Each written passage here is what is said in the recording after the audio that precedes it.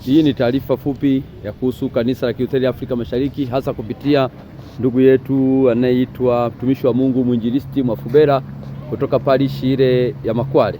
Na leo tulikutana na changamoto ambazo imeendelea kukabiliana na sisi karibia ni miezi minne sasa, ambayo mwenzetu alitengenezewa kosa la kwamba amempiga na ilipotokea akashtakiwa mahakamani, na ilikuwa na changamoto nyingi kidogo.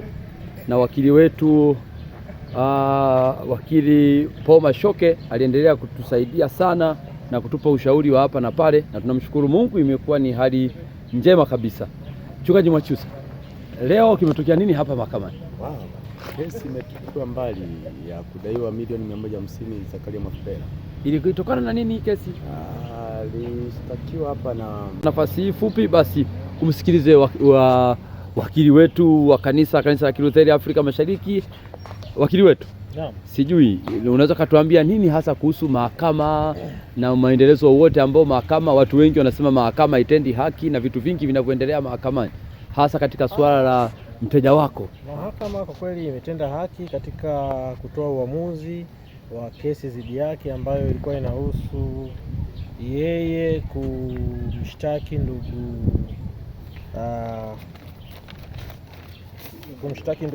Zakaria Mwafubera kwa hila. Ndio.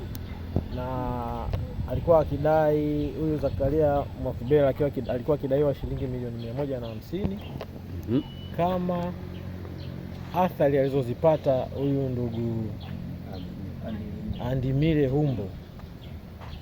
Lakini pia mahakama baada ya kusikiliza kesi pande zote mbili imeona madai hayo ni ya kipuuzi, na mdai ameshindwa kuthibitisha kwamba madai yake kweli alifanyiwa kwa hila.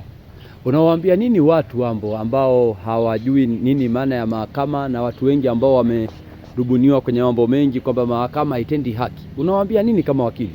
Mahakama kwa kweli inatenda haki, tena haki yenyewe imeonekana kabisa wazi kwamba imetendeka, hakuna kificho. Na hakimu kwenye kesi ametudumia vizuri kama wadawa, na ametenda haki, amesikiliza pande zote kwa haki kabisa.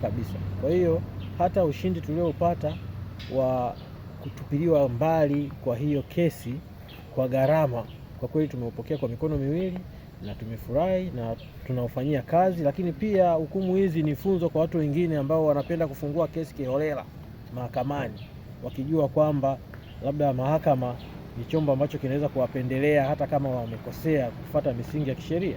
Kwa hivyo kwa kifupi tunasema tumeupokea uamuzi huo kwa mikono miwili na tunasema asante mahakama. Tunaachana sasa na masuala ya kesi, tunaangalia mambo mengine, na uzuri wake mahakama imetuambia tumdai gharama za kesi na tutamdai ipasavyo kwa mujibu wa sheria. Naam, wakili wetu, unasema nini kuhusu kesi zingine zinazoendelea kuhusu Kanisa la Kilutheri Afrika Mashariki? Kesi zingine zinazoendelea kwa kweli siwezi kucomment, tusubiri muda ukifika tutaongea. Asante sana.